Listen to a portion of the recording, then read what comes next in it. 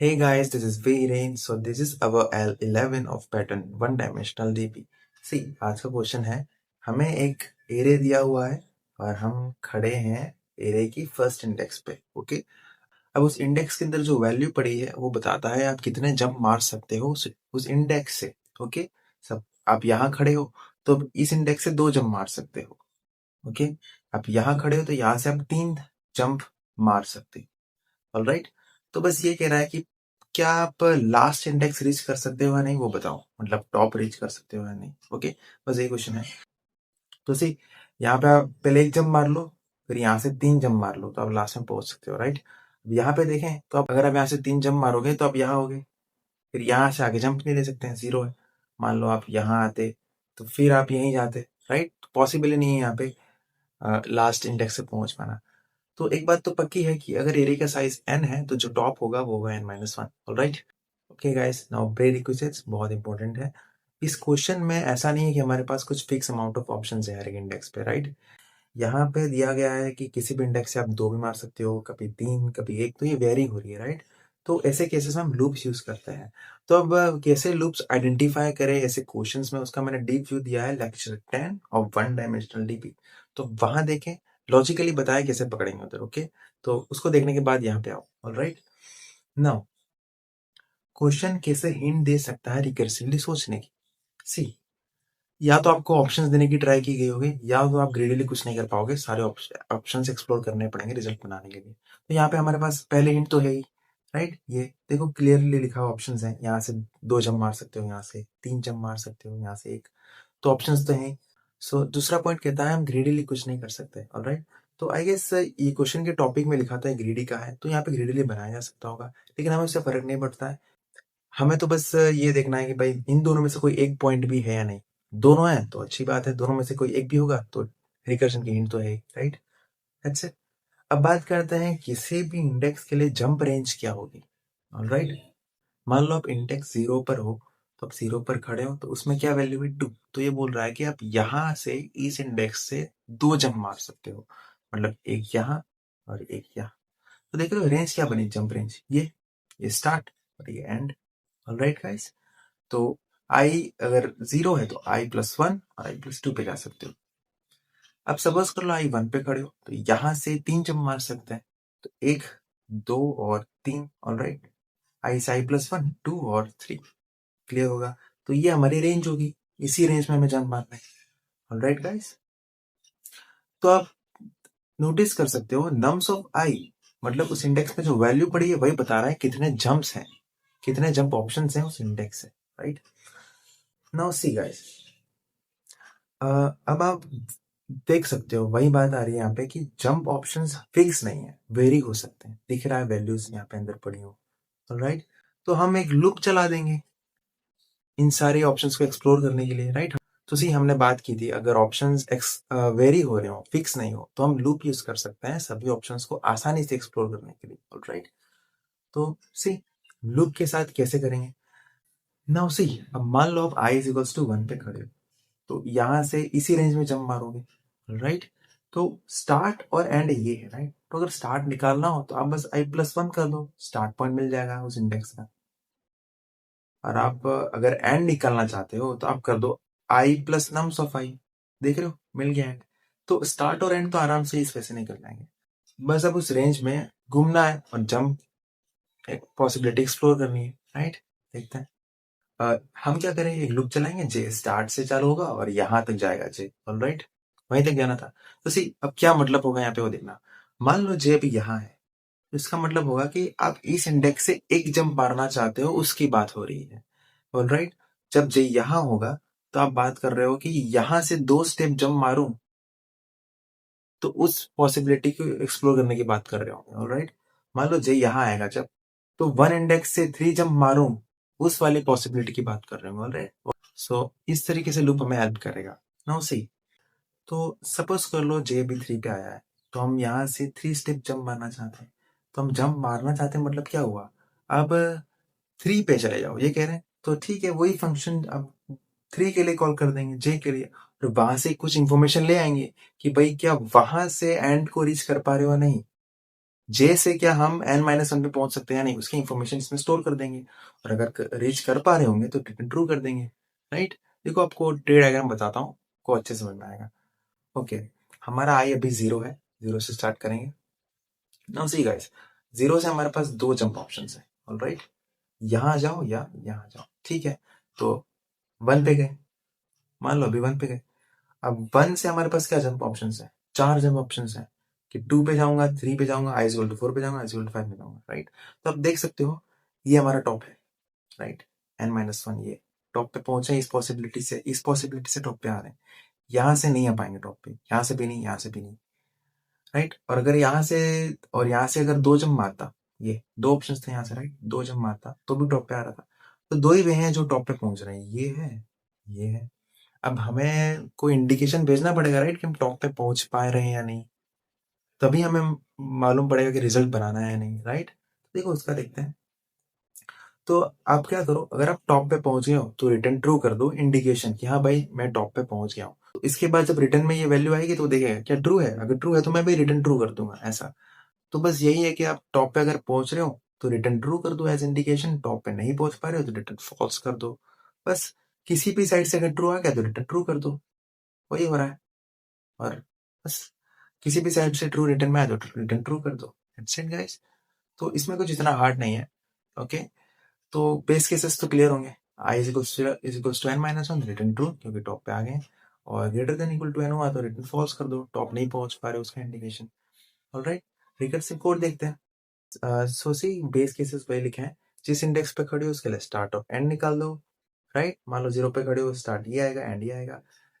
सो jump options explore करते रहो, जिस इंडेक्स पे जंप करने वाले हो उसके लिए फंक्शन कॉल कर दो, और वहां से जो रिजल्ट आएगा वो इसमें स्टोर कर दो। अगर वहां से रिटर्न ट्रू आया है तो मतलब जे से एंड पहुंच पा रहे होंगे, राइट, तो रिटर्न ट्रू कर देना।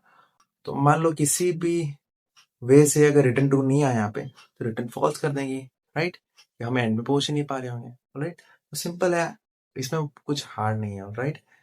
नाउ सी टाइम कॉम्प्लेक्सिटी की बात करें तो ये है big of m raise to n। अब m क्या है, मैंने लिखा हुआ है, m मैंने मान लिया है मैक्सिमम वैल्यू ऑफ अरे। सी देखो, हम किसी भी इंडेक्स से ऑप्शंस एक्सप्लोर कर रहे हैं, राइट। देखो इस इंडेक्स से दो ऑप्शन एक्सप्लोर करेंगे, इस इंडेक्स से चार ऑप्शंस, तो मैक्सिमम कितने ऑप्शन एक्सप्लोर कर सकते हैं, जो मैक्सिमम एलिमेंट होगा इस इंडेक्स में उतने ही। यहाँ पे मैक्सिमम एलिमेंट कितना है, चार। तो हमने मान लिया वर्स्ट केस में सभी इंडेक्स से चार ऑप्शन एक्सप्लोर करेंगे, क्योंकि वो केस हो भी सकता है। मान लो वैल्यूज सारी इक्वल है, यहाँ पे भी चार है, यहाँ पे भी चार है, चार है, तो सभी इंडेक्स से चार चार ऑप्शन एक्सप्लोर करेंगे, right. So that's why it's m raise to n, alright. और एक्सपोनेंशियल टाइम क्यों ले रहा है, ऑब्वियसली प्रॉब्लम्स ओवरलैप हो रही होंगी, राइट। डीपी हिंट है, हम बस मेमोराइज कर देंगे इसको, alright. So guys let's just do the code. So guys as you can see the screen, अब बस हमें रिकर्सिव कोड लिखना है। तो सबसे पहले साइज निकाल लेते हैं, so n is equals to nums dot size, all right। now return solve without memo, nums पास करते हैं और जीरो इंडेक्स से चालू करेंगे, all right। and solve without memo, take the vector, and ये होगी हमारी इंडेक्स। अगर हम लास्ट में रीच कर गए तो हम रिटर्न करेंगे ट्रू, और अगर टॉप पे नहीं पहुंच पा रहे, उससे बाहर निकल गए तो रिटर्न फॉल्स कर देंगे, all right guys। अब हमें स्टार्ट और एंड निकालना है, all right। सो स्टार्ट क्या होगा i+1, और एंड होगा i plus nums of i, alright। और बस जंप ऑप्शन एक्सप्लोर करने हैं, so j is less than equal to n तक जाएगा। जहाँ पे भी j खड़ा है उस इंडेक्स को एक्सप्लोर कर लो, call the function for that specific j, और वहां से जो रिजल्ट आ रहा है वो लेके आ जाओ, right. Now if can reach and from j, and बोल दो या टॉप बोल दो, एक ही बात है, right. So will return true, क्योंकि हमें ओवरऑल वही करना था, राइट। और किसी भी पॉसिबिलिटी से अगर हम n-1 पर नहीं पहुंच पा रहे हैं तो रिटर्न फॉल्स कर देंगे, right guys. As you can see TLE, so हमें अब मेमोइज करना है। तो देखो कितने पैरामीटर चेंज हो रहे हैं, एक ही पैरामीटर चेंज हो रहा है, देखो, राइट।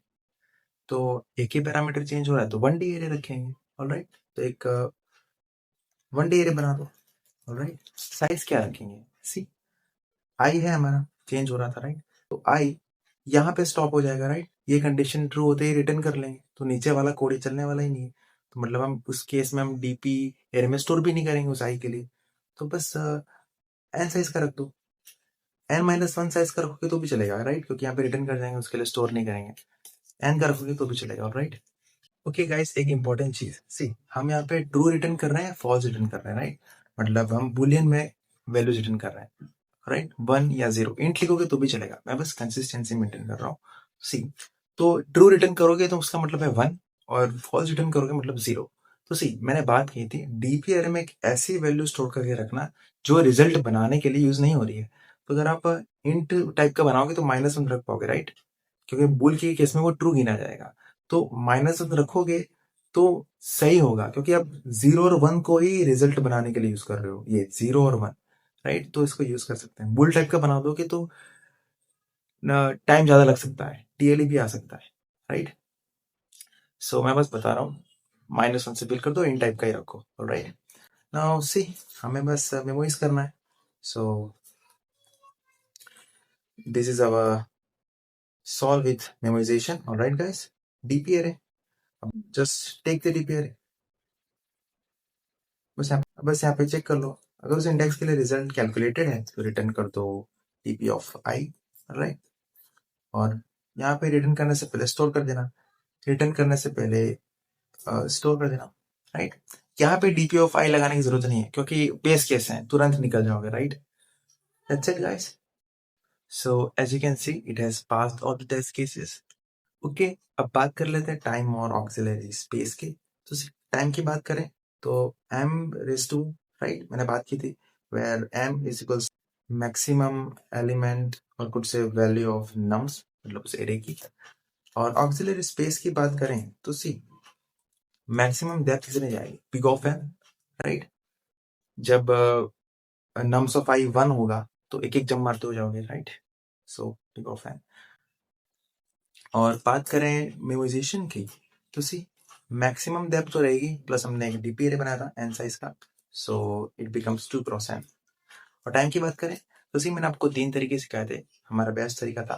देखो, ये फंक्शन कॉल, देखो कितने टाइम से डीपी एरे देखा जाएगा, जितनी बार फंक्शन कॉल हो रहा है, फंक्शन कॉल कितने टाइम किया जाएगा, लूप पे डिपेंडेंट है। सो ये लूप कितने टाइम चलेगा, देखो वो तो नम्स ऑफ आई पे डिपेंड करता है, उसमें अगर मैक्सिमम वैल्यू ही पड़ी है so big of m times चलेगा, राइट। तो m टाइम्स कॉल मारी जाएंगी, सो m times DP array size, तो कितने टाइम्स डीपी एरे देखा जा सकता है, right. That's it guys. Okay guys, अब एक टाइम ऑप्टिमाइजेशन बताता हूँ आपको मैं इसमें। सी, हम यहाँ पे एंड तक जा रहे हैं, राइट। मान लो एरे 2 साइज का है, तो जे यहाँ से चालू होगा और 10⁵ टाइम्स जाएगा, तो 10⁵ फालतू इटरेशंस लगेंगी, राइट, राइट। वहां तो इंडेक्स एग्जिस्ट ही नहीं करती हैं, इसलिए फालतू इटरेशंस लगेंगी, तो वो हम ऑप्टिमाइज कर सकते हैं। सिंपल यहाँ पे लिख दो, जे इज लेस देन एन हो तभी करो, गाइस। तो अब इससे एक और गारंटी है कि आप ये बेस केस ट्रू होगा तभी ये कॉल मारोगे, राइट, क्योंकि ये लिख दिया हमने। तो अब ये पॉइंट कभी रीच ही नहीं करेंगे, राइट। ऑलराइट गाइस, तो वो कंडीशन हटा दो, सेम यहाँ पे भी कर लो। सो गाइस, अब हमें बॉटम अप करना है। तो देखो, मेमोराइजेशन में हमने 1D एरे रखा था, राइट। तो 1 डायमेंशनल टेबुलेशन करेंगे, solve with 1D table, alright. बस टेक द एरे एंड वही डीपी एरे यहाँ पे लेके आ जाओ। नाउ बेस केसेस आइडेंटिफाई करना है, तो सी एक ही बेस केस है। If i is equals to n-1 return true, तो if i is equal to n-1 then return true, alright. Okay, अब लूप चलाएंगे, राइट। तो चालू कहां से करेंगे, n-1 के लिए कर दिया, n-2 से चालू करेंगे, जाएंगे कहां तक। तो सी, ये हमने कॉल मारी थी सॉल्व विथ मेमो, राइट। तो 0 से चालू किया था तो 0 तक जाएंगे, alright guys. Minus minus i, now just copy paste the same content. Now return keyword हटा दो, फंक्शन नेम हटा दो, राइट। तो remove the function name, access the parameter, और रिटर्न कीवर्ड हटा दो। अब सी, एक चीज बताता हूँ, हमने रिटर्न कीवर्ड हटाया है, राइट। तो इसका बहुत इंपॉर्टेंस है यहाँ पे। सी, यहाँ से रिटर्न करोगे इसका क्या मतलब हुआ, अब लूप आगे नहीं चलेगा और हम नीचे भी नहीं जाएंगे, यही मतलब हुआ, तुरंत निकल जाओगे वैल्यू लेके। तो यहाँ पे भी वही मेंटेन करना पड़ेगा ना, यहाँ तो लूप चलेगा और नीचे भी जाएंगे। तो सी, सिंपल यहाँ पे ब्रेक कर दो, ओके गाइस, आप ब्रेक करोगे तो आगे लूप तो नहीं चलेगा, लेकिन इस पॉइंट पे जरूर आओगे। लेकिन हमें ये नहीं करना था, क्योंकि रिटर्न का मतलब है सीधे निकल जाओ, राइट? तो नीचे तो आएंगे ही नहीं यहाँ पे, तो वो कैसे हैंडल करें? तो सिंपल देखो, यहाँ पे लिख दो if dp of i is equal to -1, तभी ये करो। क्यों ऐसा? सी, अगर ट्रू स्टोर हुआ होगा तो -1 नहीं रहा होगा, राइट? अगर -1 रहा है तो ये कभी कंडीशन चली ही नहीं है, तो उस केस में हमें फॉल्स स्टोर करना होगा, राइट? वही है। अगर यहाँ से रिटर्न नहीं हुआ तो रिटर्न फॉल्स करना था, राइट? तो वही है, संभाल लेगा। All right, that's it. और लास्ट में रिटर्न क्या करेंगे? सी, यही लाइन यहाँ पे कॉपी पेस्ट कर दो और remove the function name and simply access the parameter. एक और तरीका है देखने का, देखो आप ये लूप कहाँ तक जा रहा है? 0 तक, तो DP of 0। Alright, function call कर लो, solve with 1D table. Alright guys, ये हटा दो और ये हटा दो, that's it. As you can see, अब इसकी ऑक्सिलरी स्पेस और टाइम की बात कर लेते हैं। सी, ऑक्सिलरी स्पेस की बात करें तो हमने एक ही डीपी एरे रखा है एन साइज का। तो टाइम की बात करें तो बाहर वाला लूप n टाइम्स चलेगा, ऑलराइट? और अंदर वाला कितने टाइम्स? बात की थी, ये लूप डिपेंड करता है नम्स ऑफ आई पे। नम्स ऑफ आई अगर मैक्सिमम वैल्यू के बराबर है तो m टाइम्स चलेगा, राइट? तो n cross m। Alright guys, that's it. अब क्या इसमें स्पेस ऑप्टिमाइजेशन किया जा सकता है? देखो देखो, डीपी एरे कहाँ का एक्सेस किया जा रहा है वो देख, ये रहा यहाँ पे। तो डीपी ऑफ जे पे डिपेंडेंट है, राइट? तो जे वाले इंडेक्स से हम वैल्यू ला रहे हैं, तो जे कांस्टेंट नहीं है, जे वेरी हो सकता है, राइट? देखो जे कुछ भी बन सकता है, राइट? जे बदल रहा है, तो क्योंकि कांस्टेंट नहीं है, वेरी हो रहा है, तो हम स्पेस ऑप्टिमाइजेशन नहीं कर सकते। ऑलराइट, सो यही था इसमें। सो अगर आपको कुछ डाउट्स हैं तो आप कमेंट में लिख सकते हैं। That's it guys, so I'll see you in the next video. Thank you so much guys for watching. Bye bye.